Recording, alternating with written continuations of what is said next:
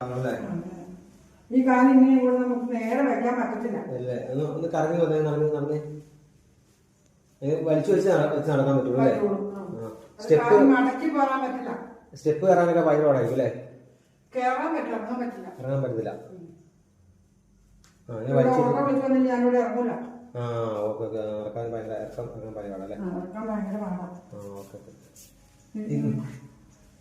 ചേച്ചിയുടെ പേര് ഓക്കെ. ഞാർക്കാട് ചേച്ചി, ഇപ്പം എന്തൊക്കെയാണ് ഉണ്ടായിരുന്ന ബുദ്ധിമുട്ടുകൾ, ട്രീറ്റ്മെന്റിന് ശേഷം എന്തൊക്കെ വ്യത്യാസം വന്നു എന്ന് ഞങ്ങളോട് പറയാമോ? എനിക്കിവിടെ വരുമ്പോ നടക്കാൻ പറ്റില്ലായിരുന്നു. ഞാൻ വലിയൊരു പ്രകാരത്തിലൂടെ എത്തി. ഇപ്പൊ കാൽ പിടിച്ചു വലിക്കുകയും ഒക്കെ ചെയ്ത് കഴിഞ്ഞപ്പോ എനിക്കിപ്പോ നടക്കണേന്ന് കുഴപ്പമില്ല. പക്ഷെ ഇറങ്ങുമ്പോ വലിയൊരു പിടുത്തം തോന്നുന്നുണ്ട്. എന്നാലും ഞാൻ ഇറക്കമൊക്കെ ഇറങ്ങി വന്നതിന് കുഴപ്പമില്ല. 10-12-15 വർഷത്തോളമായി വേദന തുടങ്ങി. ഞാൻ വേറെ മരുന്നുകളെല്ലാം ചെയ്തുകൊണ്ടിരുന്നതാണ്. മണിമലയൊക്കെ പോയി മരുന്ന് ചെയ്തുകൊണ്ടിരുന്ന.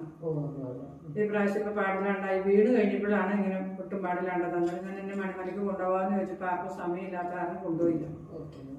അപ്പൊ ഞാൻ തന്നെ ഇത് അറിഞ്ഞു കഴിഞ്ഞപ്പോ ഞാൻ തന്നെ ഒന്ന് പോരാന്നേരം അടുത്ത ആളുകൾ തന്നെ പോയി വരാൻ പറ്റുമല്ലോ എന്നോർത്തോണ്ട് ഞാൻ തന്നെ ചെയ്യുന്നു പോകുന്നു. ഇപ്പൊ ഇങ്ങനെ ഇവിടെ വന്ന് ചെയ്ത് കഴിഞ്ഞ് കഴിഞ്ഞപ്പോ എനിക്കൊരു ആശ്വാസം, നല്ലൊരു ആശ്വാസം. ഒരാശ്വാസം അല്ല, നല്ലൊരു ആശ്വാസം. നമുക്ക് കാല് മടങ്ങി നടക്കും. മറ്റേ കാല് വലിച്ചാണ് ഞാൻ നടക്കുന്നത്. എനിക്ക് മടങ്ങി നടക്കാൻ പറ്റും.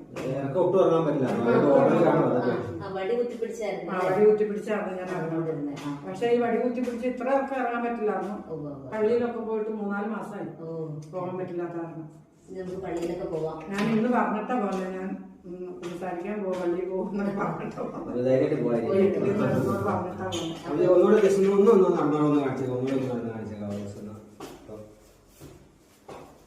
എന്റെ കാലൊക്കെ ഇങ്ങനെ മടങ്ങി വരുന്നുണ്ട്.